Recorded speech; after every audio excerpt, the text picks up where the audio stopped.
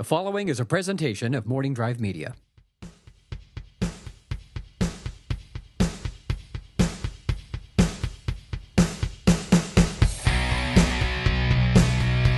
Broadcasting from a beautiful, chaste, and respectful Studio City, California. This is the Napzok Files, and I'm Ken Napzok, your host. For the 42nd regular edition, there's been a couple bonus episodes of the Napzok Files, but this is episode number 42, which is a special number to me. I say this podcast is a show about life, the universe, and everything. Well, as any Douglas Adams Hitchhiker's Guide to the Galaxy fan knows, the ultimate answer to the ultimate question about life, the universe, and everything is 42. So that makes this episode special enough.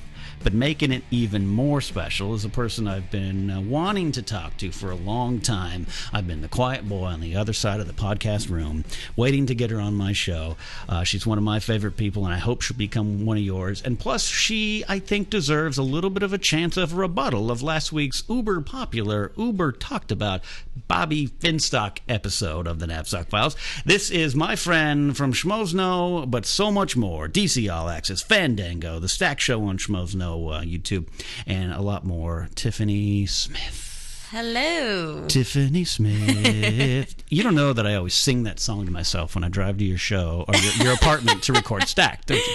So I feel like you've done it a couple times coming in. Tiffany Smith. It is. You ever hear the song by Velvet Underground? Stephanie Says. Yeah. Okay, that's the one. Yeah. Tiffany Smith. I like it. I like it that I have a theme song in your head. You do have a theme song in my head. So Tiffany Smith, little Tiffany from New York, right? Born in Santa Monica, actually. That's right. Moved to the East Coast when I was really young. Mm-hmm. Yeah. Before I met you, I swore you were half Filipino and Hispanic. And that was not the case. Not the case at all. You have an interesting backstory, I think. Yeah. And you are a glamour nerd now, right? Yes. Is that how you refer to yourself? I say I'm like glamorously geeky. I have like this... Explain that. There's a geeky side of me, and there always has been. I mean, I used to make I don't know if this is necessarily geeky, but tomboyish. Like, I used to make stews in the backyard with plants, mud, and just, like, dump water in it, and then I'd eat things. Did you make those stews for second breakfast? I did. I made the stews for second breakfast, not third breakfast. And my dad at one point had to, like, take me around the yard and be like, you can't eat that, you can't eat that, you can't eat that. So I feel like I've always had this tomboy-ish side of me, and so reading comics and watching the cartoons and all that kind of stuff started at a young age. And then when I got a little bit older, it was like I loved clothes. I moved a lot growing up, so every new city we moved to, my dad would kind of be like, so what are you going to show people about yourself in your first day of school outfit? And since I was born out on the West Coast in Santa Monica, I was like a surfer girl. Like, I wore No Fear and Stussy and Rusty and all that kind of stuff. Little Town and Country? A little bit. Oh, yeah. Okay. Bands, all that stuff. Yeah. So when I moved to the East Coast, I was like, oh, I'm so that California girl. So I think I've always had this idea of, like, that how you dress and what you put forward definitely tells people a bit about yourself, too. So it's that balance of... Yeah, and in a very good way. You know, we are obviously, I so want to get into the discussion of your father, who I've never met, but is one of my favorite people in the world, Rick Smith, who follows me on Twitter and tweets the most adorable things about you. That's a good thing. Incredibly awesome dad. He raised two daughters, right? You have a sister, right? Mm-hmm. One older sister. One older sister. So he clearly, he and your mother did a damn good job. But for him to say, hey, what are you going to show people about yourself in your personality early on? I like that. That's him, that is him crafting strong personalities. Well, not only that, but it's like you can... I literally probably moved. So I was born in Santa Monica. We lived in Poway. We lived in... Oh, you lived in Poway? Really? Okay. Yeah, we lived in Poway. I have a good friend who lives in Poway. Okay. Yeah. Then we moved to Hershey, Pennsylvania, Westchester, Pennsylvania, Farmington, Connecticut, Burlington, Connecticut. Is this because your dad had a record and was running? Maybe he wasn't a good father. No, was he in the military? What was it? No, it was just like he ended up... Maybe it was your mother. No. We moved for my dad's work. Mm-hmm. But he ended up having like a higher up job within insurance companies and stuff. So anytime they had cutbacks, he kind of had to move wherever the job was at the level that he was at. I would guess that would make you, your sister, and your parents very close. Yeah, we're a very, very tight-knit family. A little traveling unit. Yeah. And I think, I mean, I remember distinctly when I moved to Hershey, Pennsylvania from California, I was like, if it does not snow on Christmas, I'm going to hate you forever. Like, I remember looking out my mom's window while she was driving me somewhere, and it snowed on Christmas, and I was like, yes, this is the greatest place ever. I loved it. There is a God. He made it snow on the East Coast. Now, when you went to the East Coast and brought your California style, when you came back, because you ended up settling in New York, right? When you came back, did you come back with your East Coast attitude? I think I have a balance of both, actually. I think there's, I mean, you know me. There's like a little bit of, I'm pretty straightforward. I don't think I beat around the bush very much. If I feel something, I might not say it immediately, but when I do say it, it's not.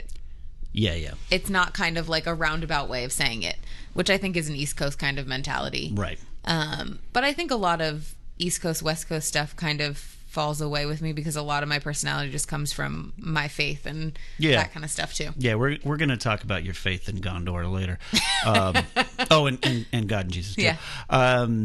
I just, some of those people, it's like you go to Europe and you're like, in America, we eat pizza with our hands. And you come back over here to LA and you're like, in Europe, we eat it with our forks. So you are truly an amalgamation of a lot of things then. I'm just picking this up right away. And I really hadn't stopped to think about it beyond just ethnic makeup, which is the easiest, quickest thing to see. It's East Coast, West Coast. It's career and faiths and everything's kind of molded in that little head of yours, huh? Yeah. I think, there is a lot going on in there, but I don't know any different. So, I've only been in this head. That's an excellent point. There's not multiple personalities going on in here, so. You said you were attracted to comic books and movies and all that kind of stuff early on. How early do you recall? I think I must have really started reading comics when I was I don't know, maybe 8 or 9-ish. But I remember when I was really small, I would try and sneak downstairs and watch things that I wasn't supposed to watch.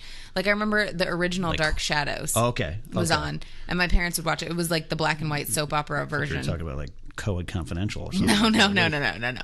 I definitely tried to sneak MTV Spring Break at some point as well because I wasn't allowed to watch that. Yeah. But I would sneak downstairs and crawl under the coffee table and watch Dark Shadows while my parents would watch it. And I think wait. They didn't know you were there? No. Well, I were in the like same to room? Believe that they didn't know, I'm sure that they did know that I was down there. I would love if that was an exclusive revealed to the Smith family right now. If this is the first time they're Dad, what? you can tweet it in, Dad, if you didn't know I watched Dark Shadows with you guys. But yeah, so I think that I always had kind of that and desire for that kind of stuff where it's sci-fi, fantasy. And I've talked to you a little bit about this, but my dad did martial arts when he was younger and did martial arts and fight choreography for a film that some people know called Dolomite. Yeah. So when he started out and they were living in California, I think there was always a part of him that was drawn to the entertainment industry. Okay. But because of, my dad is a mixture of ethnicities as well. So he is African American, but he's Creole, so he's French, Black, Spanish, Gotcha. A little bit of Cherokee. So at the time when Dolomite came out, it was one of the first blaxploitation films, and all of the black actors at the time had, the stereotypical afro. Big afro, 70s afro, got it. Yeah, and my dad had straight hair. They used to call him Cochise when he was younger because he looked more Native American. Yeah, I can see that. I can see that in you too a little bit. Yeah, a little bit. So he didn't it was hard at that time because now it's everyone wants ethnically ambiguous, but then it wasn't the desirable thing. It was we've got to know what you are and you don't fall into something, so we don't know what to do with you. Fair, yeah, definitely that makes sense back then. Yeah. So I think that kind of has always been the artistic side of things, and my mom was a teacher. So she always did creative endeavors with us and was taking us to art museums and history and traveling and so I think that probably complements what your father was trying to instill too as well. It seems like they were a good team, I'm sure. Yeah. Good job, Smiths. Yeah. Raising that up. Yeah. So you're a teacher mother is going to not just correct your grammar, but encourage more education and learning. And that's So if little Tiffy Smith wants to read under her covers a comic book, Mom was like, well, at least it's complete sentences. That's true. It's true. Yeah. I mean, my mom was, she was the one who was bringing all the Disney kind of side of things in. You are a Disney princess. I love Disneyland so much. Yeah, gosh, it's so great. I have 5 pairs of ears at my house with my name on them and everything. I mean, if you follow me on Instagram or Twitter, you know how often I go to Disneyland. Can we make this promise that one day at some point in our lives we can tag team? Other people can join us for sure in the fun. I'd like to go to Disneyland with you. Yeah, absolutely. Because I enjoy it, and I love finding people that enjoy it. Oh my God, it's my favorite place. Yeah, okay. Makes me so happy. Yeah. There's something so interesting about Disneyland because you can literally walk by and see a guy who looks like he is part of a motorcycle gang with Mickey Mouse ears on his head. And then you see like some like hipster walking with like his girlfriend and they have the like Mickey Mouse and Mickey Mouse his and hers t-shirts on. Totally agree with that. It's so crazy. You look at that and you're like, well, he's got gauges in his ears and a mohawk and she's white face paint, black hair. And they were like, hey, you want to go to Disneyland? Yeah. Well, Do you want to wear your Mickey Mouse shirt that you have? Because you have one. I was walking in and there was some, I'm telling you, straight gang members because of the other line of work I do. I can pick them out of crowds really good. It's not, it's just behavior profiling versus anything other negative. It's just you knew what they were. These were tough guys. Yeah. These were tough, serious dudes. Yeah. And they walked in and I was with someone and one of them goes, yo, man, that's Droofy, yo. And like Goofy's walking by. Maybe he said Goofus. He goes, yo, man, that's Goofus. And it was one of the best moments of my life. Because I'm like, this dude loved it. With the tats and the teardrop tattoos. Everything was there, man. Yeah. Everything that made my law enforcement side of my brain go, uh-oh. Oh, but that guy loves Goofy. Yeah. And you're like, it's different from any other amusement park. Because it's like you go to Six Flags or other parks where it's like someone pushes you in line and you're like, oh, I better be careful because this might start a fight. At Disneyland, you bump somebody, you're like, oh my gosh, I'm so sorry. Where are you from? Like, is this, how many times you come to Disneyland too? What's your favorite ride? Like, you just start chatting. I wouldn't go to Knott's Berry Farm without a gun. Magic Mountain, same thing. I know people who worked the corporate level security up there. Yeah, it's a lot better than it used to be. So if anyone from Magic Mountain is listening, don't have problems with me. It has improved greatly. They've done taken great strides, but it's still tough. Yeah. Disneyland, Walt did such a good job of creating this false world that you get lost in that I think, hey man, that's Goofus, yo. Yeah. People like it. I'm into it. All right, so good, it's settled. The show's over. We're going to Disneyland. I haven't gone this week. Did you know growing up, and you grew up in the mid-'80s, right? Mm-hmm. If I say your formative years, I'm a few years older than you now, kid, but did you know at the time, was it odd at all to be a girl getting into that stuff, comics, movies, pop culture stuff? I think when I was really young, I didn't notice it. Maybe during like my late high school, early college years, I started to realize it was weird, and I kind of fell away from it a little bit. I stopped doing it, stopped reading it as much or being as vocal about it. Because there's that part of you where it's like, I want to be the cool girl, and like this isn't viewed as a cool thing at the time. So it was much more quiet and much more under the radar. And to clarify, when you're saying cool thing, you're saying in general, it was sometimes not a cool thing at one point, but also just as a female, it wasn't normal. We're in a great era where that's starting to fall away, for sure. But I'll jump ahead in this conversation, and we can go back and talk the path. But I've mentioned it before on another episode of the show. I've been witness to you being treated bad at comic conventions by some guys selling comics. Yeah. And you're hosting, at the time you weren't hosting DC All Access, but you are now, and you were doing stuff then, and it was... I think at that time I was still doing stuff for G4. Yeah. Like Attack of the Show and X-Play and stuff. And it was still kind of like, oh, yeah? Yeah. And I was appalled, number one, and two, just aghast. Like, really? Yeah. It's interesting because I think it's like no matter what you say as a female, and it's definitely getting better. But there are moments We're not all where the way it's there, like, but it's no, it's like there are moments where it's like no matter what you say, you're going to say something wrong. Like the instance that you're talking about, the guy asked me, oh, so you're into comics. Like, what are you reading? Yeah. And I said comics that had come out that week that I was reading. Like, these are the titles I'm reading right now. And he's like, oh, but like other ones. And I'm like, well, that's what came out in the shop this week, so I'm reading current comics. Yeah. But it definitely is something Archie. I'm reading Archie. I'm like, do you want me to go through and be like, oh, well, my favorite is The Killing Joke. Also, I read Sandman. Yeah, and here's the plot descriptions as follows. Mm-hmm. And again, look, there's obviously some issues on those guys' side. There's some insecurities and stuff like that.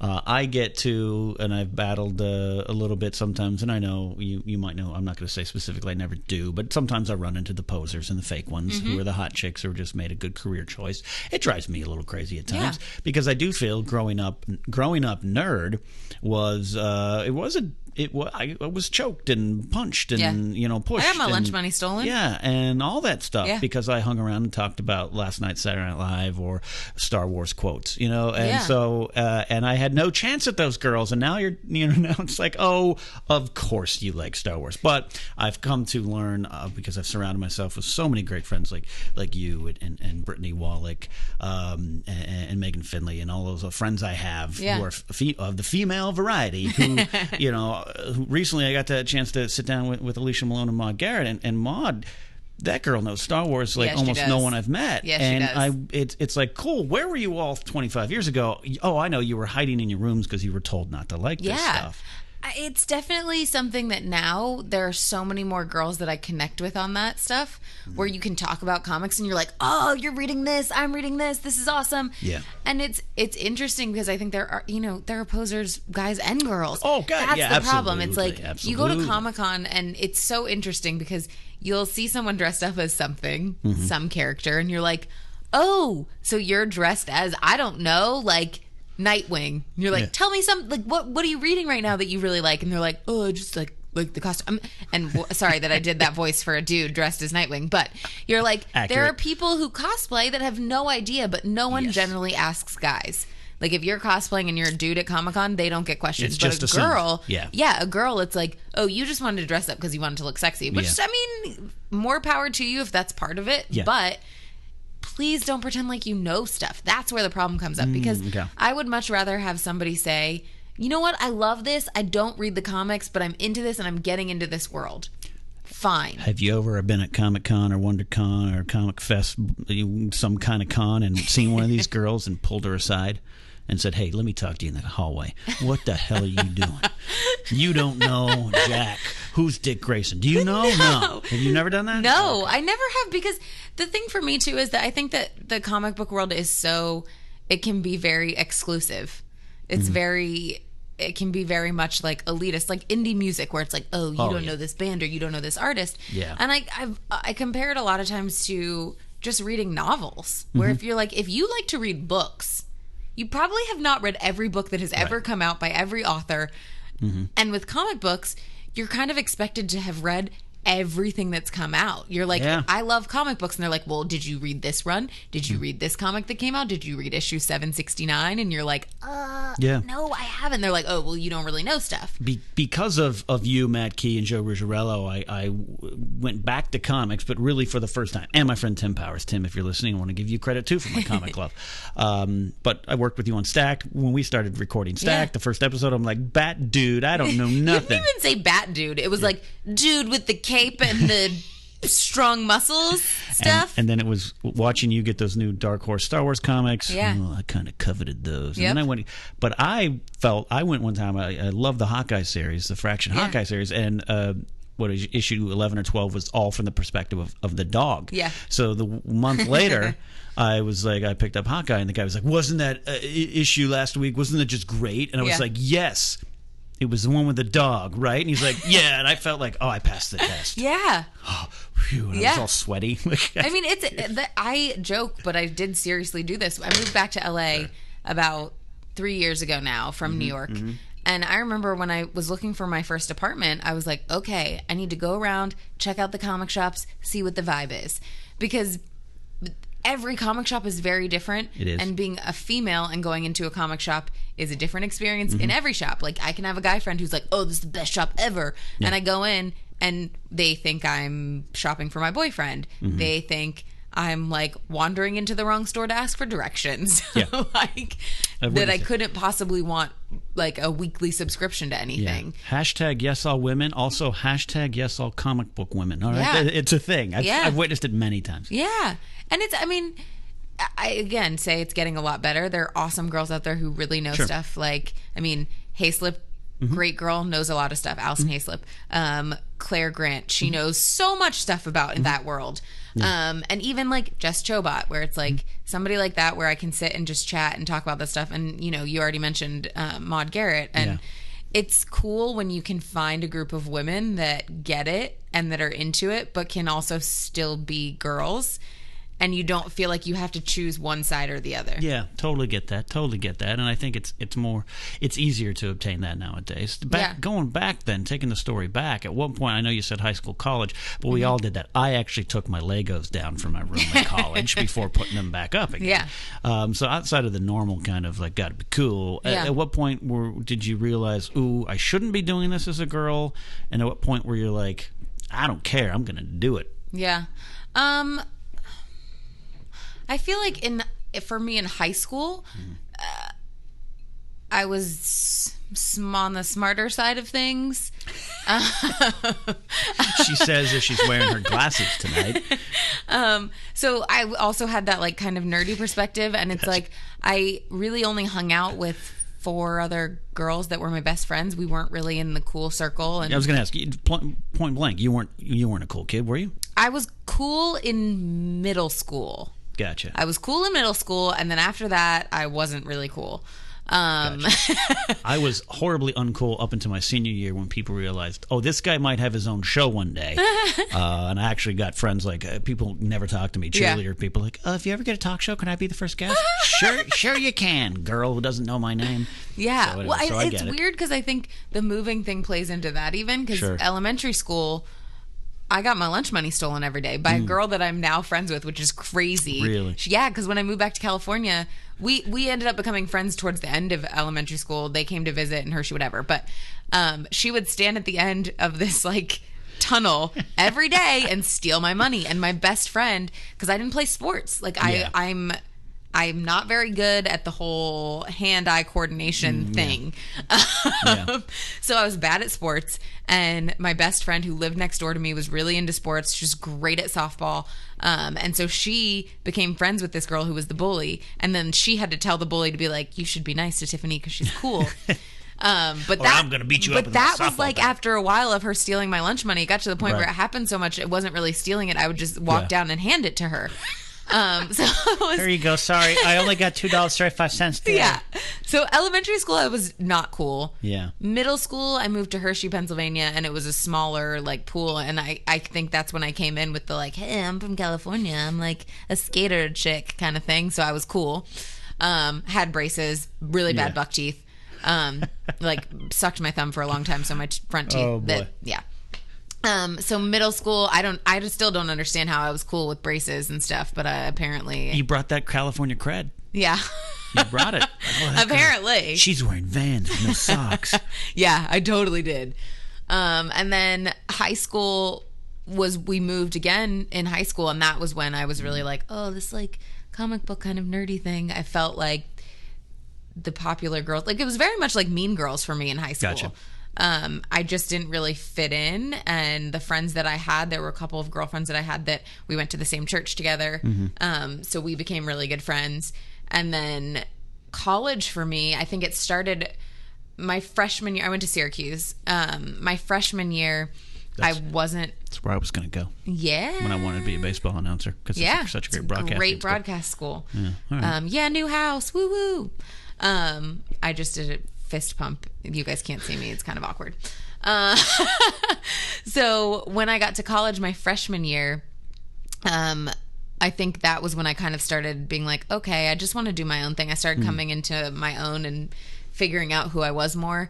And my sophomore year, I rushed a sorority. And I think once I had that solid group of friends, I wasn't as embarrassed to feel like, this is really who I am. I'm a nerd. Right. I'm a nerd who goes to church. I'm also in a sorority. I like to dance. I like to wear dresses. Like all Disneyland. Be honest with me. When they initially said you have to rush the sorority, did you grab your sword and horse from Rohan and think that's what it was?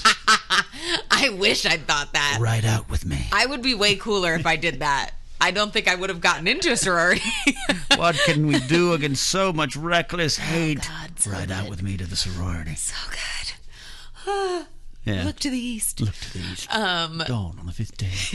We could get going for a while. Lord of the Rings. One day, I got to do it again. I watch the extended cuts in one day. I do that once a year or so. So I try to do that too. Yeah. I did it. I didn't do it last year. I did it by myself last year, but the year before, I cooked chili and cornbread and just like left my apartment door open to friends and was like, hey, come in whenever you want. I'm going to be watching all day in my jammies. If I watched all extended edition coverage of Lord of the Rings after having cornbread and chili, I have to leave the door open too, but there wouldn't be friends with me. Oh, stop. There was pooping going on. That's what he wants to say. So when did you latch on to this career choice? You started to say you became who you are. You started to be, here we go again, put aside the ranger and be who you were born to be. So when did that all start to hit? So my sister did commercials when she was really young. Okay. And I think what happened with her was she booked stuff and then she would get on set and she'd freak out because she started seeing commercials on TV of these kids and she was like, if I'm on the commercial, I can't be with you guys. So she saw them on television and was like, they're far away from their family. So she would book and then not do a great job on set. So my parents were like, this is not for our kids. Like, we don't want to do this. And so I remember being really young and being like, but I'm different. Like, I want an agent. Like, there was a phase where I think every night I asked my dad to be like, when do I get to get an agent? When can I get an agent? What a precocious 5-year-old. Yeah. Which now at this point, I'm like, thank goodness that didn't happen. Yeah.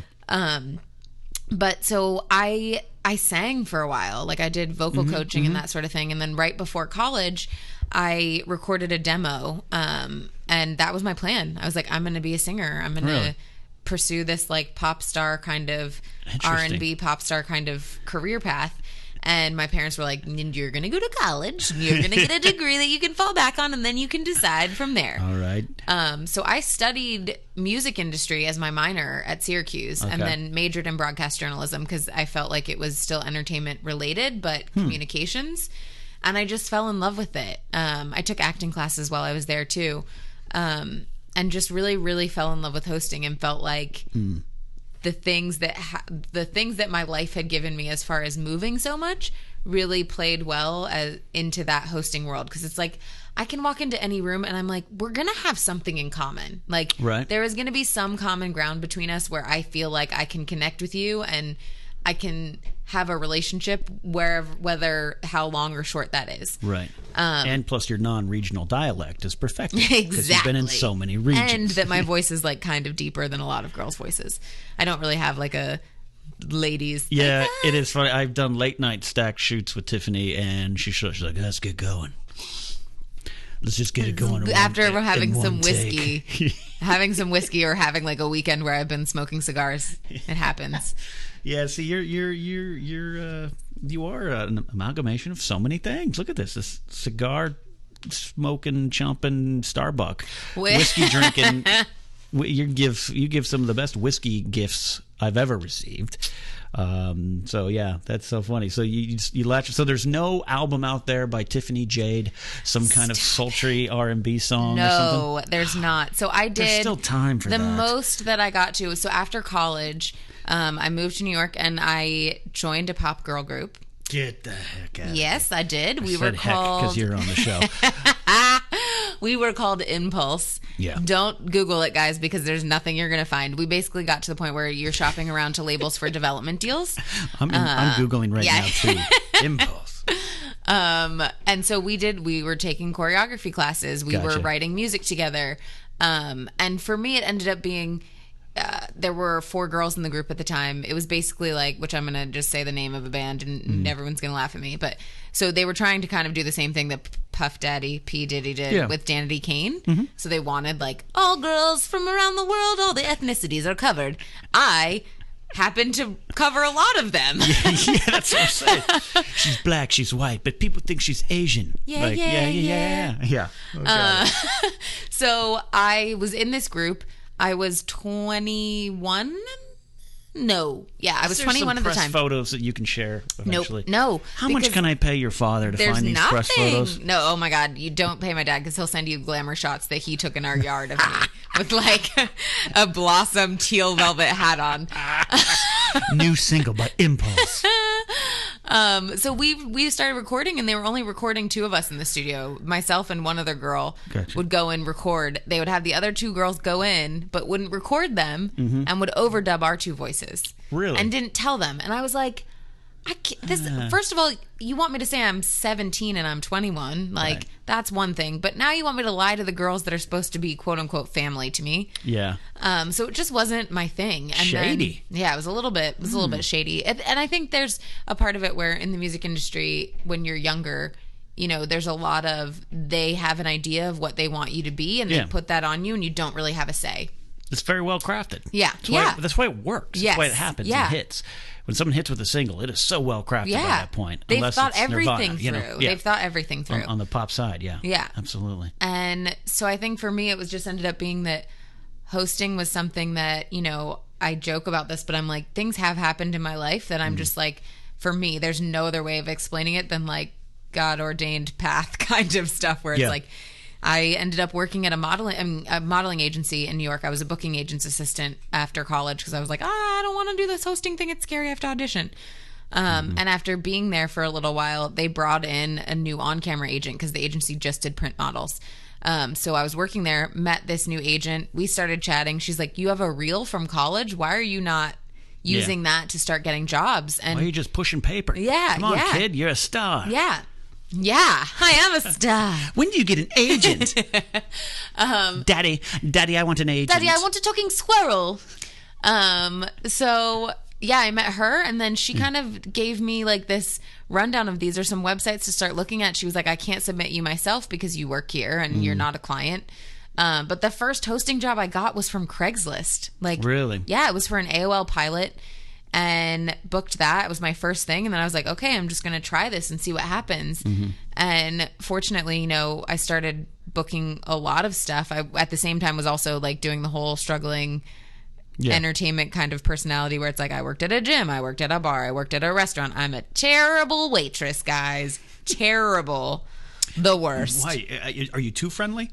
No, I get, you know this from trivia. I get really flustered. Oh, you do. Like, I'm like, I haven't figured this out why I can do live television. Yeah. And I don't get flustered. Yeah. But if you start doing trivia to me, I get really flustered. Things you know. And a restaurant setting is the same thing as trivia to me. I go to a table, they give me their orders, and I literally walk away and I'm like, what did they tell me they wanted? So I'll have the Red Robin Royal Deluxe Burger. I'll have no fries. Give me a salad and a Diet Coke. And you're like, I don't know what they did. Yeah.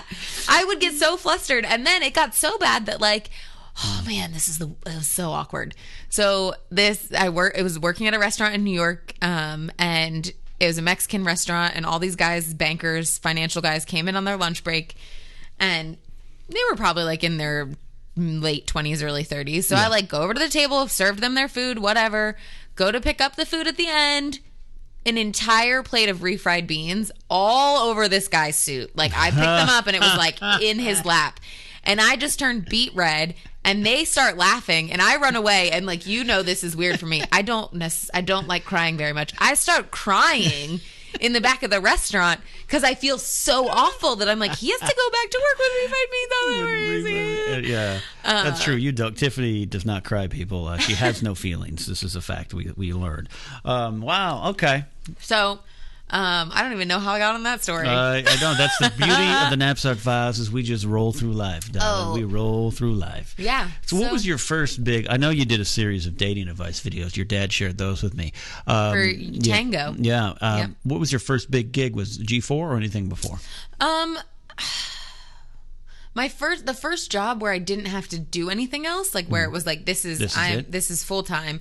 I landed a show for AT&T Tech Channel. It was only internal for AT&T. But we did like weekly shows about technology where it would be like ghost hunting tech and we'd go to like an old mansion and like test out all this technology and do videos about it. And the cool thing about it was a team of like 7 or 8 of us and we were all around the same age, really young, out of college. And we just kind of got to have fun and do like create our own show and we're getting paid decent amount to do it. You do put us out of a job. Yeah, absolutely. And then on top of that, they wanted us to do like a kind of behind the scenes web series. So that was when I started getting back into acting. So we did the hosted show and then they were like, we want to do a funny version of the hosted show, but like scripted stuff of like what happens in the office, ridiculous things. So we shot like maybe 30 episodes, like web series within like 3 weeks, Awesome. 2 weeks. And so it was like, okay, I can still do this. Like I'd taken acting stuff when I was younger, but I had been away from it for so long. So that was kind of the first big thing for me where it was like, okay, this is what I want to do. Gotcha. Full time. I don't want to do anything else. And I think there was definitely a phase, and I think a lot of people say this, but there was, when I was working at the modeling agency, I remember there being a day distinctly where I was sitting in the office and I was like, my job was bad. Like, Yeah. my boss would call me in the middle of the night and be like, I left my window open and it's raining. You need to go close it. And it was my first real job. And so I was like, this is why people don't like to work, because they have to do this stuff. So I'd go and close it. And I remember coming home and telling my parents over Christmas what was happening. And they were like, oh, that's not normal. Like, you need to not be there. Wait a minute. You're just doing the plot of Devil Wears Prada. It was real. It was real. Starring your favorite Anne Hathaway. Yeah, my fave. Why do you hate Anne Hathaway? I don't hate Anne Hathaway. Okay. This is proven that I don't hate her. I'm saying it. It's documented. I don't hate Anne Hathaway. I just don't know that we'd be best friends in real life. That's all. Fair enough. So you're at this job. Yeah. Okay. Yeah. So it was just, I remember sitting there and being like, okay, God, if this is where you want me to be, if this is the path that you have for me, I'm going to find every way possible that I can make myself happy here and not want this other thing. Where it was like, I think there was also a switchover where it was, at some point you look at these careers and you see it as a like celebrity thing, and at that point for me it was like a switchover. I just want to be successful at what I love doing. Yes. I know exactly what you're talking about. Yeah. And so once I made that kind of internal switch, that's when I started booking things. That's when the jobs started coming, and the AT&T job came. So that was my first really big kind of thing where I was like, okay, I can do this full time. And then G4 for me was, man, a freaking dream job, because I watched the show. I loved Kevin Pereira and Olivia Munn on there. It was my favorite show to watch. And I was like, one day I'm going to work on that show. One day I'm going to host on that show. And every time I flew out to LA to visit family or anything, I would have my agents try and set up any meeting possible to meet anybody at G4. Yeah. And I'd come out, met with them, kind of the whole quiz thing where it's like, do you really know your stuff? Is she, energetic? Can she like go off the cuff? So I met with them a couple of times, and they were like, well, we can't do anything unless you're living in LA.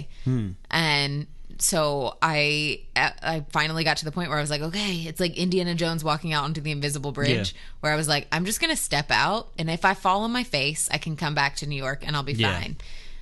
Did you whisper, a penitent man shall pass, a penitent man shall pass? Yeah, did you? Okay. I did. As I got on the airplane. Actually, no. I listened to Miley Cyrus, Party in the USA. Really? Yeah. I would have hopped on the plane at LAX. no. Because I was landing at LAX. I would have just listened to Impulse. So yeah, I got to LA and ended up, coming, and G4 was like, we would love for you to do the feed. Okay. And from doing that, it was right around the time when Olivia had left the show. So they were having a bunch of girls come in. So I got to, on my birthday, I got to co-host Attack of the Show. Awesome. And I remember like some of my friends in New York being like, you want to work on your birthday? I was like, this is the best birthday gift I could ever imagine, that I'm hosting my favorite show with a dude that I think is one of the most quick-witted, like he just has such a great on-camera presence that when Kevin Pereira is hosting with you, you don't, half the time you don't realize that he's made a joke about you until 10 minutes later, and you're like, hey, hold on, you just made fun of me. So yeah, I got to work for G4 and was just like, that's what got you out here. I didn't know G4 is what got you out here. Okay. Yeah. I mean, I didn't have a job with them. I just moved and was like, we'll see what happens. Wow. Yeah. Wow. A leap from the lion's mouth will get you across to the cup of eternal life there. Wow, that is great. Sorry, we're quoting more movies here. Yeah. I didn't know that. So you're out here in Hollywood, and there's something I think it's the time to get into it on this conversation. Okay. And that is being a Hollywood Christian. Yep. And I know your faith is very valuable and important and key to your life. I've never seen you waver from it. Not meaning that we as Christians don't have doubts or battles. And I'm not perfect. I make mistakes. Let me tell you, folks, she ain't perfect. I call myself these days a failed Christian based on the Nick Lowe song. If you ever heard the Nick Lowe song, listen to it. And I go to the Church of Bono. It's a different thing. But love, desire, and the crisis of faith is what drives me. But this is about you. I give you a lot of credit because it drives every corner of your life, as it should. When did faith really come into your life? As like me, raised, I was baptized by the late Pastor Chuck Smith and all this famous. If Calvary you guys Chapel, could see Ken's face right now, he's like humble bragging about this right now. Well, no, I say to prove a point. Like I don't. It's not about me. But I started young, so sometimes I fear I don't have an appreciation of it. Yeah. Because I was never on the outside of it. Yeah. What's your story? My parents were both Catholic, and right around the time that they met, they became born again Christians. It's hard for me because I feel like there's, when you say born again Christian, everyone's like, well, it has such a crazy connotation to it. Thanks in part to a lot of people who are. Yeah. Well, but you're like, you look at any faith. Yeah. And anything, there's in any fandom, in anything, there's always crazy people. And we're very selective on who we choose to go, oh, they're just crazy, or, oh, that's what everyone in that category is. And I think sometimes when you say that phrase, my parents became Christians in the early 70s, which is officially called the Jesus movement, when all the hippies found God. Yeah. So your parents were around the same time then, right? Yeah. And I think for me, a lot of it was my parents' marriage story is just like crazy. I'll get Rick on to tell him the whole story. He would love that. But for all intents and purposes, my mom is white and my dad's black. Obviously, it's like 100 more things than that. But my mom looks white, my dad just looks black. Mm-hmm. So for them to get married in the first place was a huge deal, and they didn't date. It was that my mom had a dream, and God. She's like, it's the only time I've ever audibly heard God speak to me and say, this is the man for me. And my dad had the exact same dream, and they've got married, and they've been married ever since. And there have been struggles, and there have been hard times. And so I think for me, having that be the basis of your parents and seeing how much they love and care for each other, and that it stemmed out of having such a strong faith in God and in Jesus, I think it put a really strong base for me. It was a really strong place to grow from. And not saying that like I didn't, try and figure things out on my own and, didn't decide, hey, I'm not going to go to church when I'm in college for a while because this isn't my thing. I don't need to go. Yeah. And it was just very much like it's a place that I go to that I can center myself. I like to try and say that, when people ask me about it, obviously I'll talk about it. But it's something that works for me, and I base I base everything that I do off of the fact that Christ is my center. Yeah. And things come out of that. And for me, especially living in LA, I'm like, it helps me so much because it's like, this is such a competitive town. Yeah. The career path that I've chosen is so self-focused a lot of the times. And being able to take a step out of it and say, my faith allows me to be able to look at other friends of mine and say, your success is my success. I'm happy and so excited and can enjoy that and know that each of our paths are different. And I trust that God has a perfect plan for my life. And no matter what comes into that, if it's my job, it's my job. If this is my path, it's my path. And it's served me incredibly well and just has brought so much joy to my life. It has, and you are a very joyful person. Doesn't mean, yes, folks, she doesn't cry, but doesn't mean she doesn't stand. And that's the thing, too. It's the end of the baseball game when the guy who wins the World Series says, thank you to God. And people are like, oh, God doesn't watch sports. It's not about that. It's about giving the glory to someone above you, and you were just a part of a journey. And I don't think it takes anything away from you. Like, right. I believe that, you're thanking God because he gave you the things to be able to do what you do, but you got to put the work in. Like, absolutely. Work. And that's what I found because for years, and I didn't directly tie it to my religion or my faith, but it was just kind of like, oh, I'm on some path that's supposed to happen. Yeah. All right, well, I'm going to sit and play Madden. It's not happening yet. Yeah. God, where are you, What's God? Up?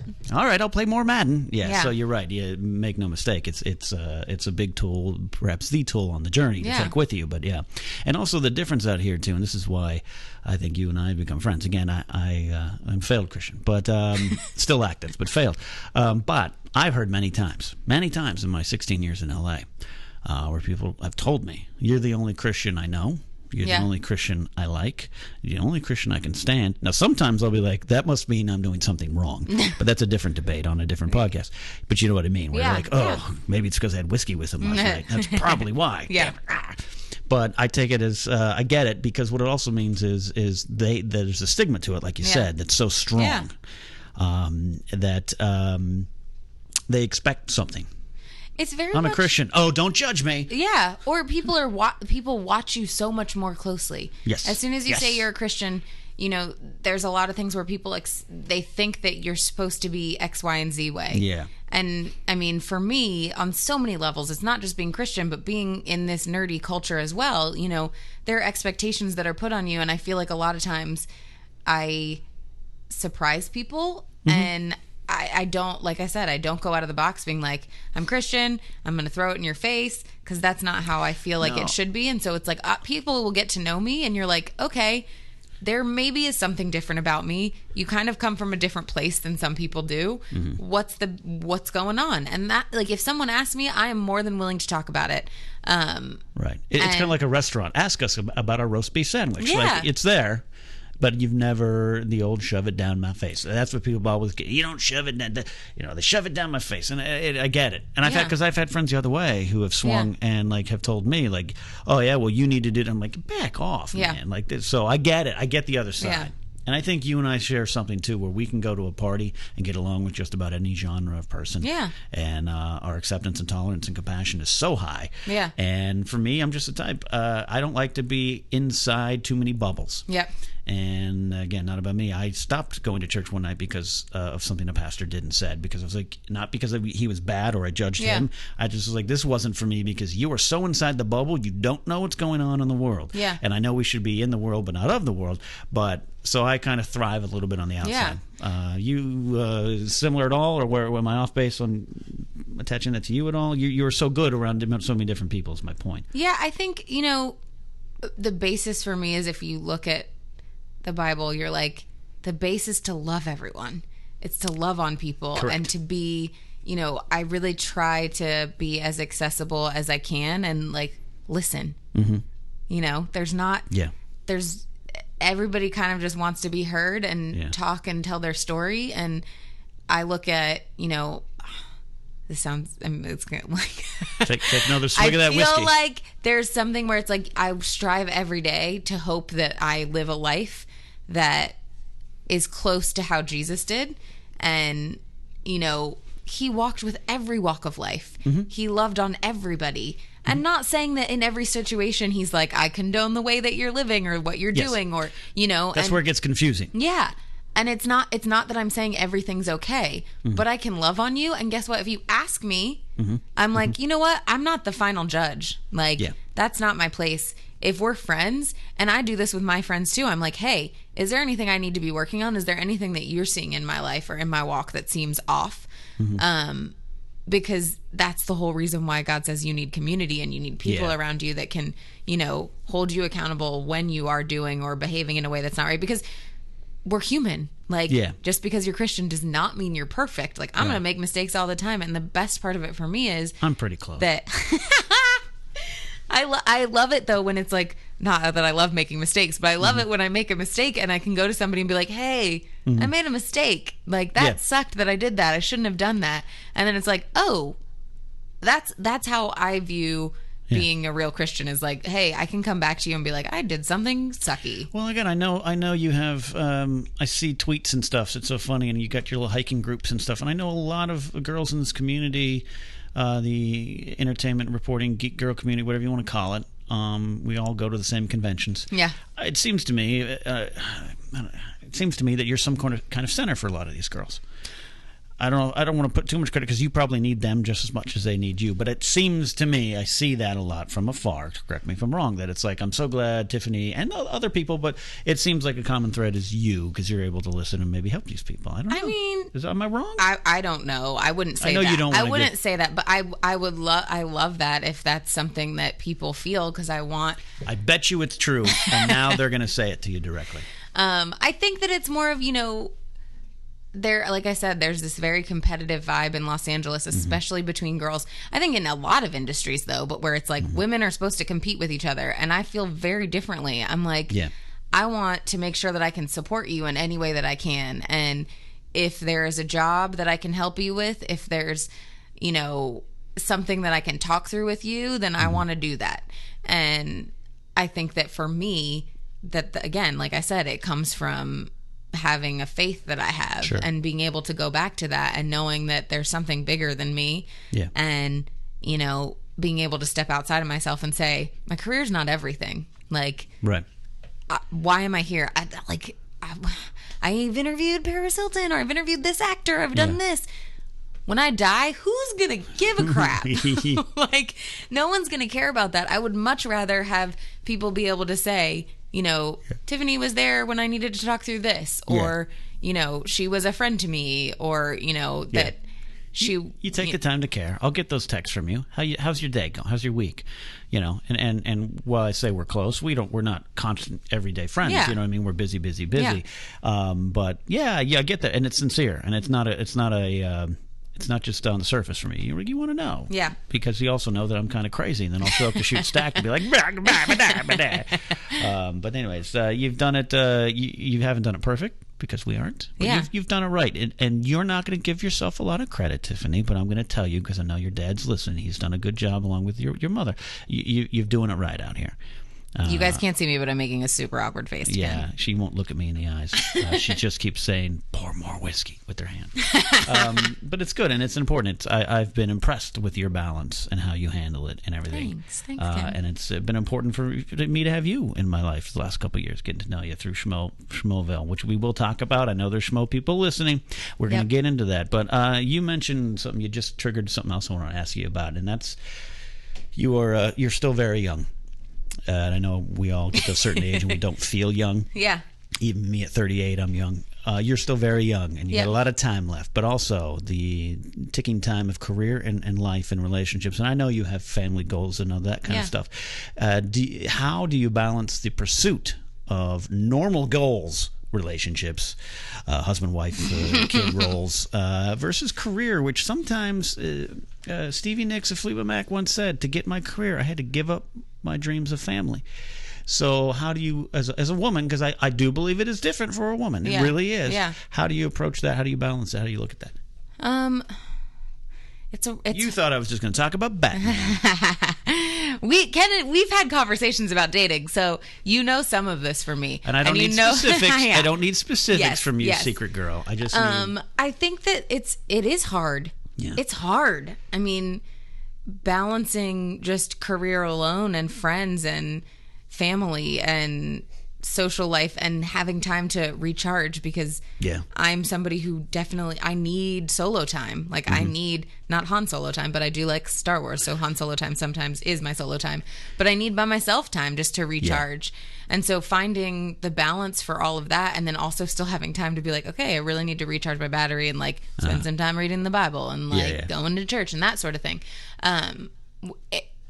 It is a tough balance. Like I was talking with Christian today, and I was like, sometimes it feels like you're trying to throw 30 eggs into the air and like juggle them at the same time, and you're like, I don't know what's happening, and hope the big one hits and everything like that. And it's look, I've seen recently some great examples of women who have gotten married, started families, and kept their career going. Amy Poehler, Tina Fey come to mind, Maya Rudolph as well, but Tina Fey, I don't know how the heck far she did that.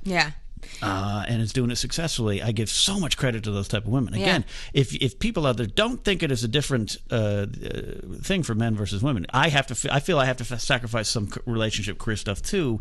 But I could get married at 55 and raise a family with a 25-year-old, because one of my friends just recently did it. And I know it's not the same, and I think it's okay to address the differences. And I'm so, is there a point? Do you get to that point where you're like, oh, it's cutoff time then? I mean, it's interesting because I don't mean to talk about like periods and tampon stuff, but there's this little commercial. I do. There's this little commercial video that came out this week from Always, and it's Like a Girl. It's called Like a Girl, and it was so interesting to me to see that and be like, okay, everything I do is like a girl because I'm a girl. Right. Like, just saying that out loud, people, when you hear like a girl, it's immediately like this derogatory kind of negative I'm just a girl. phrase, you know, where you throw like a girl or you run like a girl or you whatever it is. I'm guilty of that too sometimes. I apologize to all women. I mean, and everyone is, because it's like, you watch the clip, look it up online, you guys, it's awesome. But it's like the younger girls, the little girls, when they say run like a girl, they run hard. Like they are trying their best. But the ones who are past puberty, older, they're like run like a girl, and they're flailing all over the place. And you're like, at what point does that switch over? Yeah. Where being feminine and being a woman is this negative thing. And I think that I think the older that I've gotten, the more balance that I've started to get with that in myself, where it's, we joke about me not liking to cry, but there is some part of me that thinks, oh, all those girls who like cry all the time, or guys who cry all the time, it's so sissy. It's like, whatever. She actually said that to me one time when I cried at her apartment. But it's not. It's like there is a balance, and you know, you can still be in touch with your emotional side and be feminine and still be strong, and you know, say that you want a family and you want to get married and you want to have kids, and that it's not all of a sudden like, oh, well, my career is non-important anymore because I've said I want to have a husband and I want to have a family. Yeah. Fair answer to a tough question. It's tough. I mean, it's tough. And I think we also, especially for women, and it's like you want to either hold two roles or break the roles. So sometimes maybe like, if you're a tough, you know, if you're Ronda Rousey fighting UFC, you know, I'm sure she just sometimes wants to sit down and watch a romantic comedy and cry. You know what I mean? Like, and she should be allowed to do that just as much as she should be allowed to fight on the same level. And then not say like, oh, well, she's not a tough fighter because she wanted to watch that. Right? Yeah. It's like I sometimes. I bristle at hashtag activism, and a lot of I'm not making light of all women. That was a great thing that happened, and a great movement to feel. And I'm glad some of these conversations about rape culture and stuff are happening, and we can have these discussions. But sometimes I fear that if it's the old Seinfeld joke, if you go too far one way, and Elaine Bennis once said, "Isn't on a subway a man wouldn't give up his seat?" And she's like, "Isn't that the downside of feminism? We lost the niceties." Like, I still want to be able to open up a door for a woman and not be like, "I can do it too." Just like, but I wanted to treat you nice. Yeah. You know? I think this is a, like, I joke because I'm like, it's such an awkward thing to pull from, but Divergent. Okay. The end of that movie Let's talk it. is one of my favorite scenes because I think it demonstrates so well. Yeah. Like, there's this moment where, you know, Shailene Woodley's character is running Spoiler, after by the way, people. Spoiler, the end of Divergent. It's not really, but kind of. She's running after the train, and Four reaches down his hand for her, and she's like, I can do it myself. And he looks at her and says, I know you can. And she grabs his hand anyway. Yeah. Where it's like, there is definitely like, I'm a woman. There's no changing that. Like, there are things about me that are different than men. Yeah. Like, and how? And like, I want a man. I don't want, I mean, yes, I want an equal, but I want someone who is the man in the relationship, and I can be the woman in the relationship. Sure. And, you know, I think the hard part comes in where it's like, I've definitely dated guys in Los Angeles specifically where it's like, I'm not like so successful at what I do, but I have a career and I work hard, and I'm not really struggling anymore. So it's not, you know, it's not like, what am I going to do with my career? You know, where is it going? When I show up to film Stacked, you're burning hundreds to keep warm. That's great. Yeah. It's true. It's not true at all. But that there have been guys where it's like they can't really handle that because they're like, well, I don't know what I'm doing with my career yet. And that to me is where the difficulty comes in, because I'm like, I don't want to downplay where I'm at or what I'm doing because it makes you feel less like the man in the relationship. Right. I want somebody who looks at that and says, awesome, like, I want to make this make me want to do more. Yeah. If that makes sense. It totally makes sense, and it's a complicated issue we won't solve here, but it's interesting, and because I watch you from afar, and I so much admiration for you. I want you to have it all in your life, and Thanks, I know Dad. Sometimes you skew towards career because you have to, because this girl, folks, works so hard. I show up to film. One of the reasons a lot of people have been asking on Facebook, the Facebook group of Schmoville, like, when's more Stacked coming? There will be Stacked in some way or another. Stacked is coming back. There'll Don't be worry. some way, but right now it's me and Tiffany. We're both so busy, but she is more busy than me because you're just working. You're doing your thing. You're working it. So I sometimes from afar, maybe big brother syndrome. I'm like, gosh, I just wish she could have it all. And you will be. And the day comes, you'll probably have a baby on your hip and a microphone on the other side, and you'll kick ass at both. And I know you will. I think that. I mean, I'm not worried. I know you're not. No, that's what another thing I admire about you. You're not worried. Yeah. I know stuff will come in the timing it's supposed to come. Yeah. And I think it's also, I'm very, this about me, but I'm very traditional when it comes to dating and meeting guys. And shut up! Why did you start? He almost choked on his whiskey. I almost spit up my whiskey because I have argued with you on that before. Yeah, I'm very much like, you need to pursue me. I want to be pursued. You are the man. You can call me. Yeah. I'm not saying, and the thing is that I'm not saying we worked it out. Yeah, go ahead. Yeah, I'm not saying that I won't then open the door and be like, hello, yes, I would like to date you, or I'm interested in you, but I would like to be pursued. I know because remember, I come from the Sir Jorah Mormont friend zone side of life. Khaleesi. So when you initially said that, I ruffled because this was maybe about a year or so ago. You're like, no, a man has to pursue me. And I'm like, yeah. And you were like, well, hey, no, hey, slow down there, pirate. I do say, you felt you made it pretty clear to those gentlemen. Yeah, it's not that I stand in the corner and don't look at you. Like, I will look over and be like, hi, flutter, I don't know what that was. I just did that noise. Like, I gotta Instagram the picture you just did. And once you said that, I was like, I backed off a little bit because I'm like, all right, that's fair. And then it kind of, I understand men. It's hard for men, especially white males. We never get anything in life. No, what I'm saying is it's just like sometimes it's vulnerable. It's very hard. We're the ones who are kind of always on the offensive. Yeah. And that kind of skews some of the stuff that goes on into deeper issues. I'm just talking on the dating surface issue. So once you're like, no, I bat my eyes and I'm like, hey, sailor. But it's up for them to go, I'm here to clear my attentions. Let's go get a raspberry phosphate. Yes. Okay. I think that is, right. And I mean, all jokes aside, I've been single for most of my life, Yeah. It's hard. And I do think that the feminism thing made things very difficult because it's like, I am a strong woman, but guess what? I would like for you to open the door for me. Right. I would like those things also. Mm-hmm. And it's this weird balance because I know for guys out there, it's like there are some girls, like you said, that if you do that for them, they're like, what are you doing? I can open the door. Small thing. I go for a lot of walks in my neighborhood. If I see a woman coming, I go to the outside because tradition dictates the man goes to the outside because the people up above throw the chamber pots outside. That's just tradition. Oh, I thought it was because if the car goes off the road, you'd get hit first. That too. But I believe someone can fact check me, but that's kind of where that tradition comes from because in the old times. So I've had women like, no, try to go to the outside, and sometimes maybe it's just miscommunication or the dance where you meet someone, you're both going the same direction. But other times I was going to go, could you just? I'm trying to be nice. Yeah. So yes, it's complicated. Oh, dating in L.A. No one dates in L.A. You never did try Tinder, huh? No. It's been a theme of like the last 4 podcasts I've brought up Tinder. Not only Tinder here, but like at parties we've had with Schmo Crew. The boys have tried to get me on Tinder, and I'm like, I'm not doing it. But guess what? If you're on Tinder, I'll go through the girls for you and pick ones out.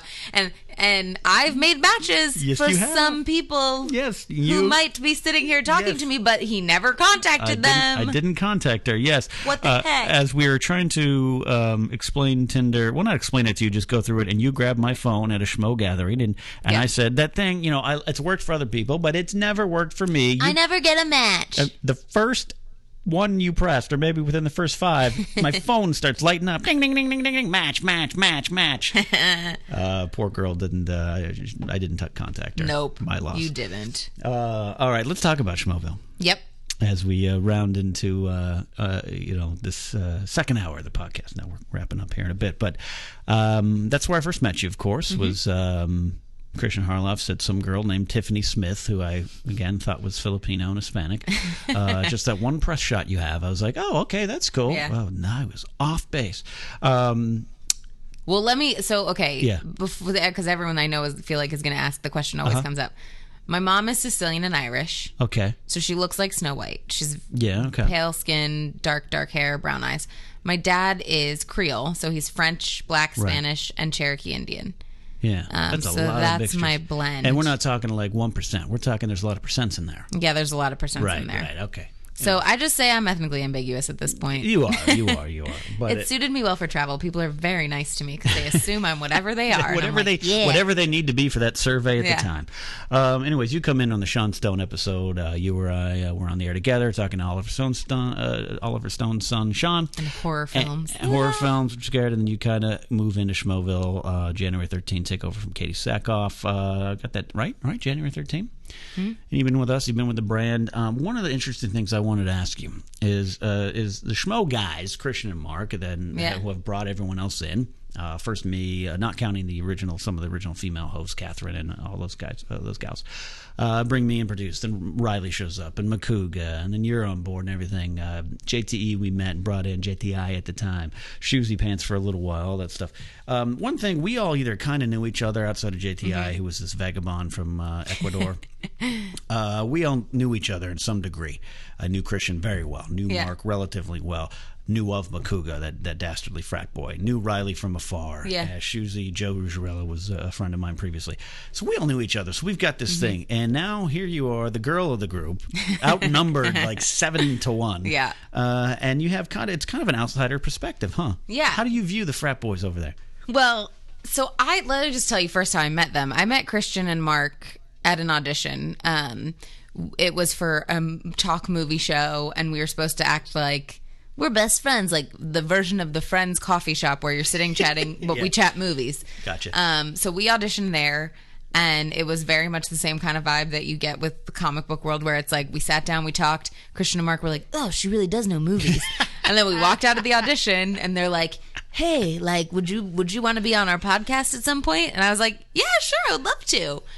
And awesome. So coming into the show, I think it was, I definitely like meeting Christian and Mark first. I was like, okay, I get their vibe. Yeah. They've been friends for such a long time. They love talking movies. It's almost much more this vibe of like hanging out at their apartment in college. Couple of schmoes drinking from red plastic cups. Exactly. Yeah. And then I think the first time I came in, I was a little bit overwhelmed because you're like you said, there's a lot of dudes, one girl, and on top of it, I knew that Katie Sackhoff had been the host before. And you were a Battlestar fan. I'm a huge Battlestar fan. Yeah. And having listened to the podcast before, I was like, well, Katie's like even more like cool girl boyish than I am. Like, I think I'm pretty cool, but like she's like badass. Katie, what people need to realize about Katie, and if I ever to get her on the show, it'd be amazing. But Katie is one of the all-time great like girls who can hang with the boys. Yeah, she sets that to a new level. She raises the bar. I joke, but this is when I've done podcasts with her. She comes in and it's like the cool big sister for me, where it's like Katie does or says something and I'm like, I want to do that. Like Katie will curse on the podcast and she looks at me and she's like, you want to say a bad word, don't you? And I'm like, okay. It's the only time you've cursed. Shit. Yeah. Like that's what else. Like she's just so cool. Yeah. So coming in and thinking, I'm taking over for Starbucks. Yeah. This awesome chick who they're all friends with. She knows them really well. They have this banter. So it was a little intimidating coming in the first time, and plus, when any girl enters a room with Makuga, there's that 2 seconds of you love that guy. Didn't happen for me. Did not happen for me. I don't believe that. There was definitely a podcast where you guys tried to put me on the hot seat and be like, "Who would you pick?" And I picked you. You picked me because I'm so nice and I take care of you. Score 1 for Sir Jorah. It's true. I'd treat you so nice. I'd be the worst fat bald boring husband ever. But and I get that. Yeah, I get that. But so it was a little intimidating. But then we sat down for the first show, and I think doing G4 and just kind of having this mentality where it's like I've been in a boys club quite a bit at this point, just from the things that I enjoy talking about and reading and watching and being there and being able to be snarky and quick-witted and not caring and not worrying about what Christian's saying, or being able to be like, that's not true, or really being able to school them when it comes to Lord of the Rings, or maybe on some like unless sci-fi it comes fantasy to a stuff. trivia question. If it's the trivia, I get nervous. We all know this. Okay. But who's the only one who has a Lord of the Rings Elvish tattoo on the podcast? This girl. Clearly you. Yeah. So it's light in a dark place. No, yeah, Katie. We told Katie that one too, and she made it dirty, and I was like, oh man. Yeah, well. So being there now for quite a while, it's like I got a whole bunch of brothers. Yeah. anytime a dude comes up, it's like Ellis said to me recently, he's like, I'll break his knees if that guy breaks your heart. And I'm like, I never had brothers, and now I've got a whole bunch of them, and one super creepy dude that apparently wants to date me that was probably sitting in this chair, which kind of he was sitting in that that chair. I did give you different headphones. You're talking about Finstock, the enigma that is Finstock, who I can't tell if he really loves you or it's just a gimmick. I don't know, but he thinks you have nice clavicles, and what girl gets that compliment? I don't even know how to. Do you remember the first time you met Finstock? What was it?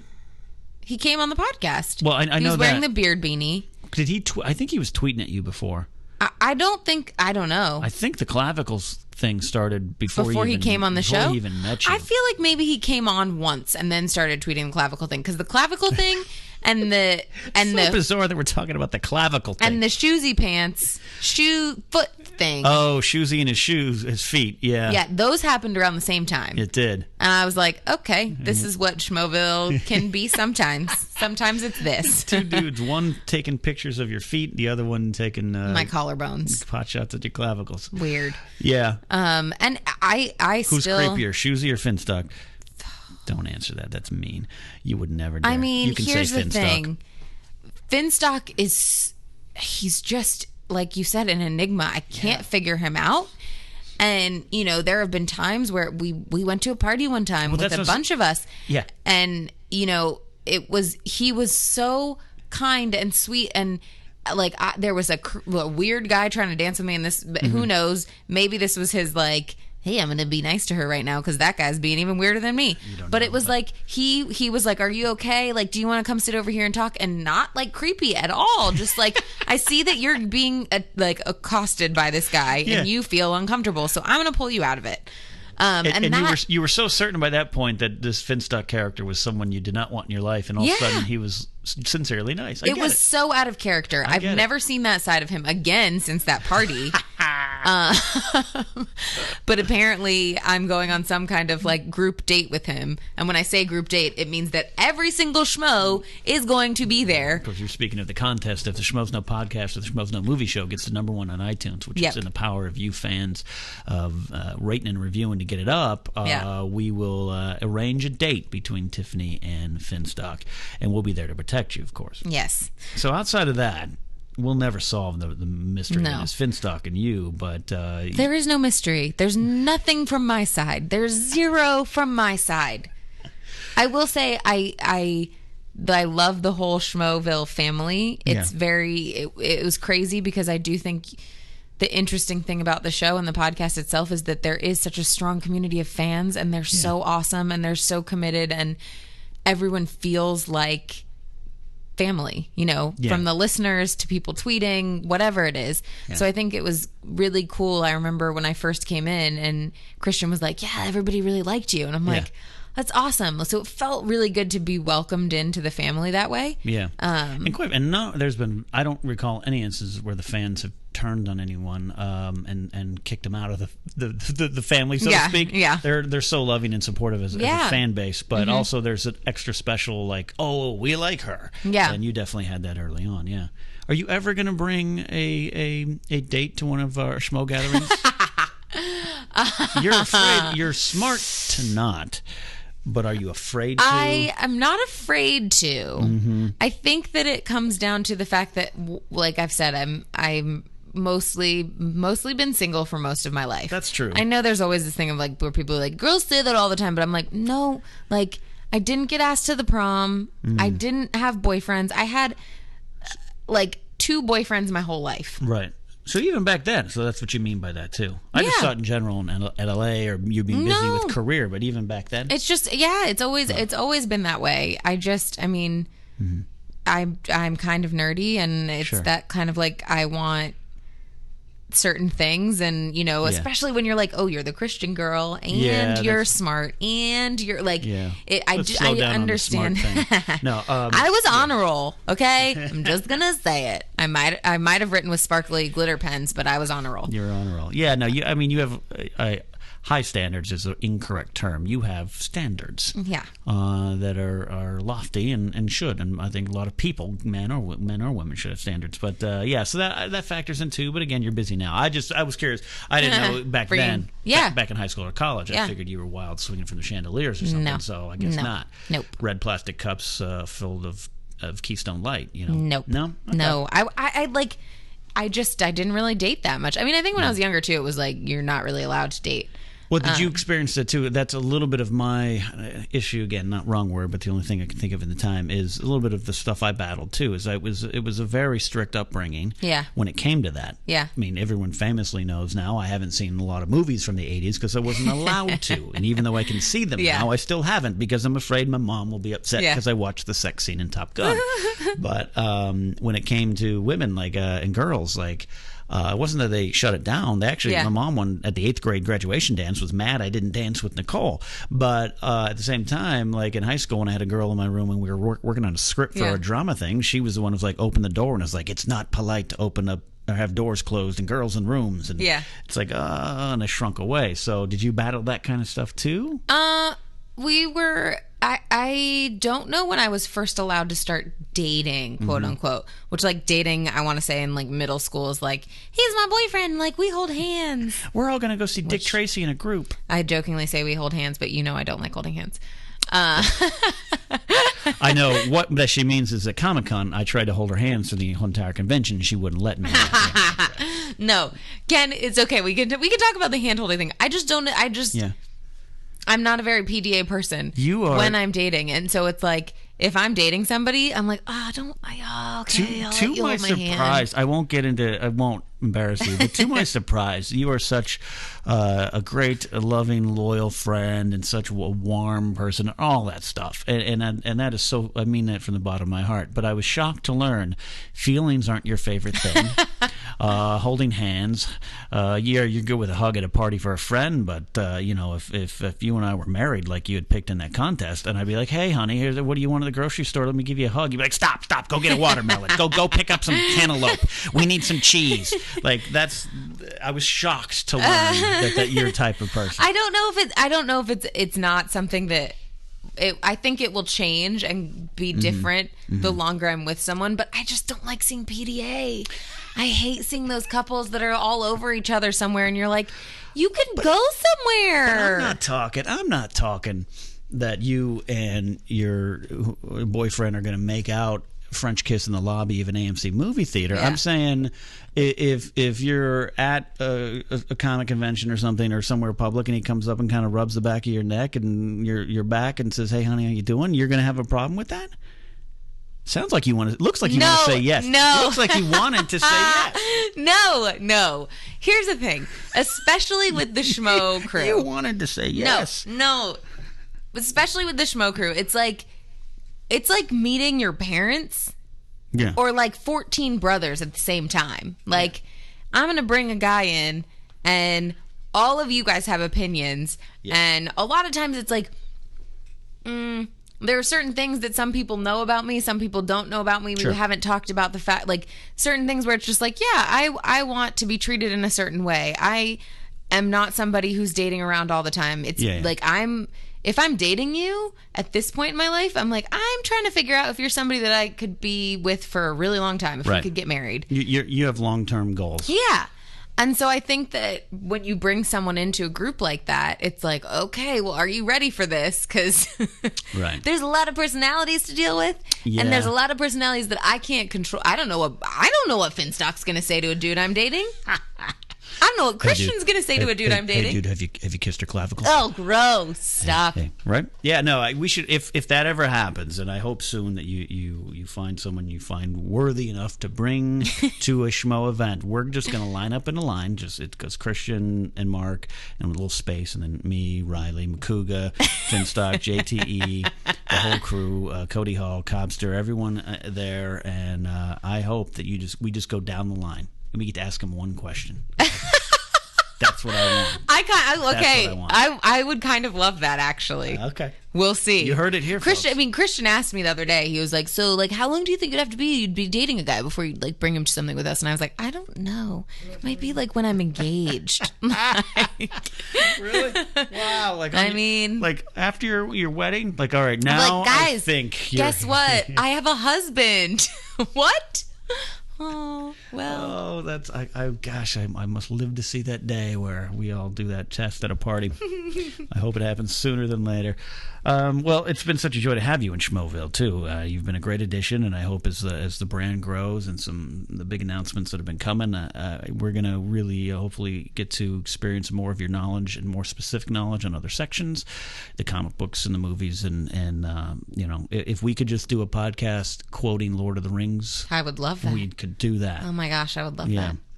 That would be good. But I'm glad. Yeah, you've had fun in Schmoville. You've with these crazy brother frat boys, and I like that. Yeah, and it's cool because it's something where you get to meet people. You talk about things that I wouldn't generally get to do or talk about, and there's a difference between working for Fandango is fantastic, and getting to do junkets is such a different experience and cool, and getting to talk to these actors about their films. But it happens in a certain way all the time. Sure. And then it's like you come on a show like this and there's so much more like flexibility and play. And, I still go back to who came on? I'm trying to think of who it was that I got awkward around. Sean Astin. Yeah, when Sean Astin came on. Yeah. That during the podcast, I was fine. It was after the fact when he's like, "So, I hear you really like Lord of the Rings," that I totally nerded out. And I'm like, those are moments that don't happen in the day-to-day job, where not everyone has a day-to-day gig where they're interviewing and doing junkets, but there's definitely a different vibe because you get to spend some more quality time with people that you're interviewing or chatting with. When I was interviewing Alicia Malone and Maud, Alicia was saying, on those junkets you have to be there's rules, there's strictness, there's decorum, there's policies, procedures, and on us it's just like, hey, Katie, you can get yourself Katie kicked Sackhoff's out. drunk in the corner. It's good. You can literally. Yeah. There have been situations where I've been prepped before. I was covering it for somebody, got prepped before just to say, we haven't been able to interview this person in a really long time because of whatever happened the last time. Oh yeah. So don't screw it up. Yeah. And you're like, that is a great way to go into an interview where I'm like, oh, God. Do they tell you what the previous person did, or you have to figure it out? Sometimes yes, sometimes no. Don't ask him if he ever had a pet dog.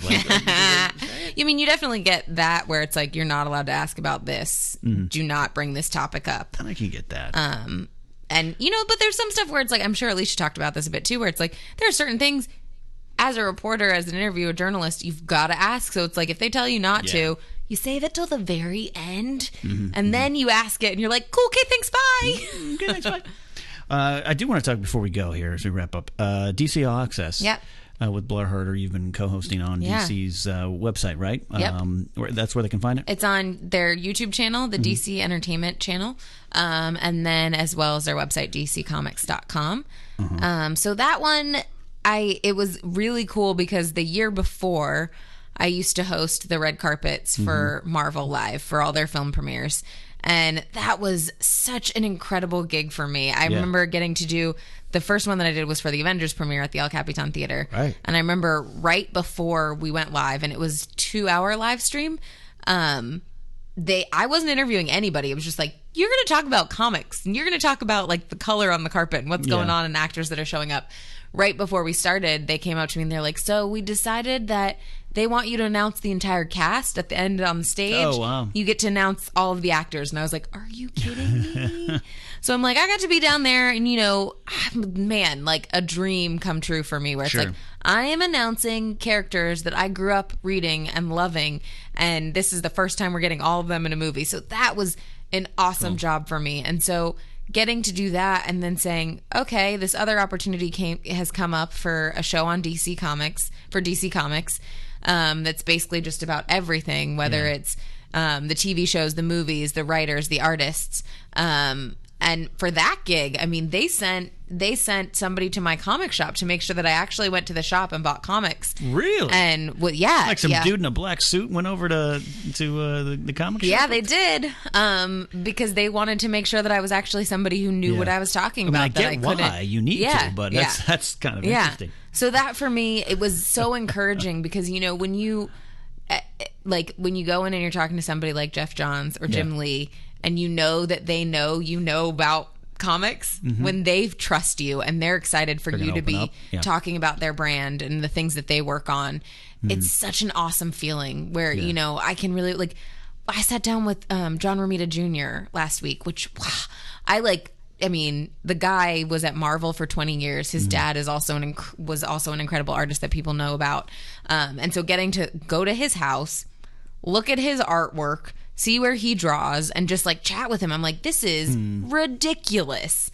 So the DC Comics job, both of them, I mean, I look at both of those things and I'm like, wow, if I told like little Tiffany, guess what? One day you're going to work for Marvel and one day you're going to work for DC, I would never have believed it. Like, do you use those maybe moments of being down or depressed? I use it like this. If I'm down and depressed, I'm like, go back and tell your 14-year-old self you got to be in a match with Roddy Piper.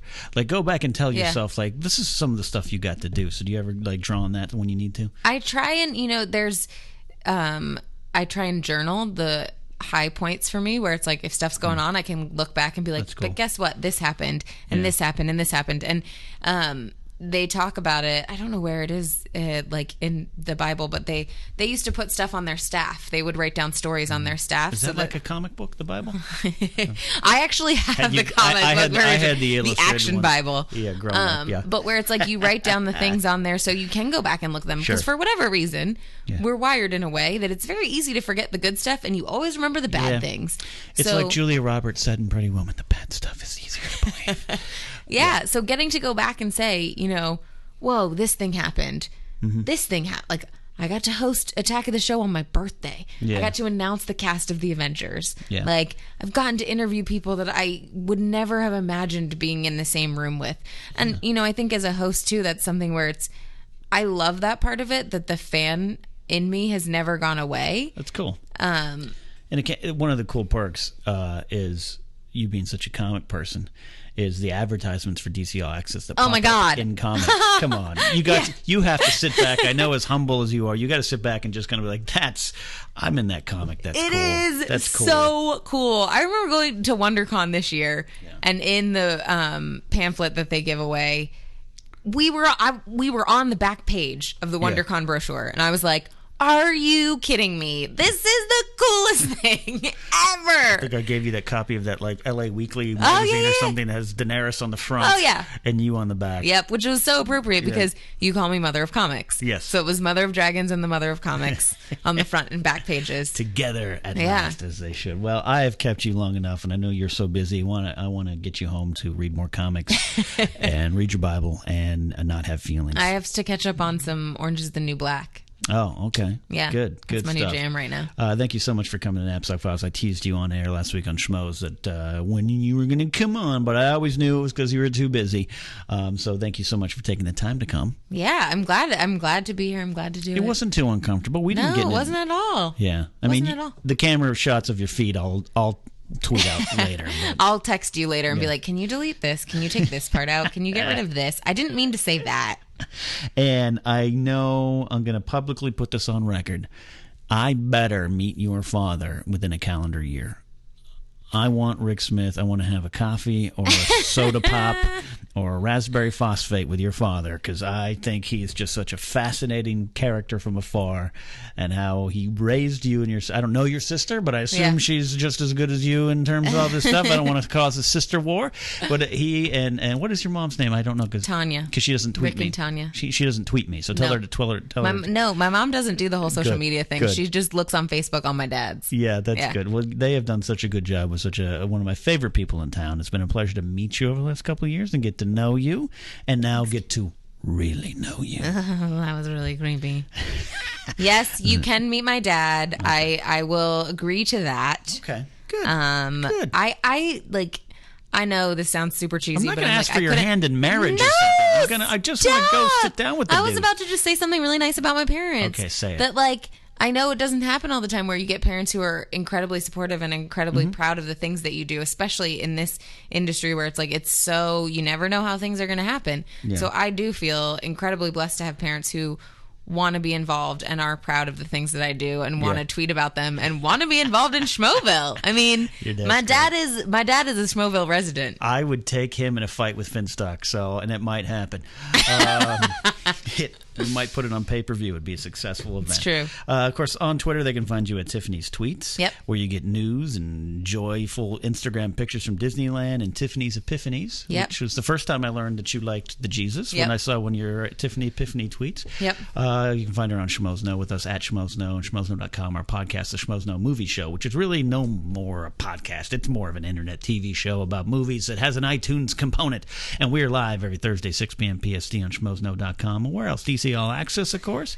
Fandango. DC All Access, Fandango, Schmoz, Stacked.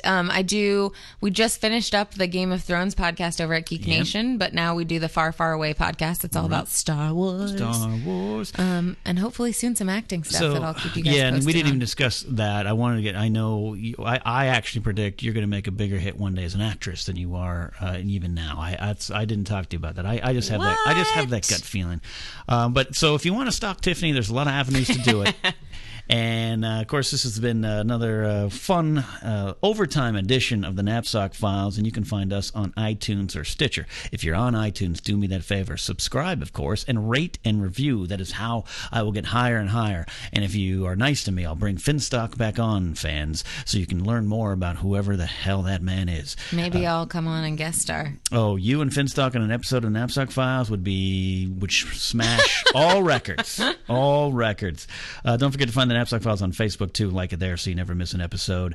And catch me on Schmozno as well, on Twitter at CatNapzok. All those social media stuff that drives the world round and round. So until next time, for Tiffany Smith and her parents and God and the comic book universe, I'm Cat Napzok. We will see you next time.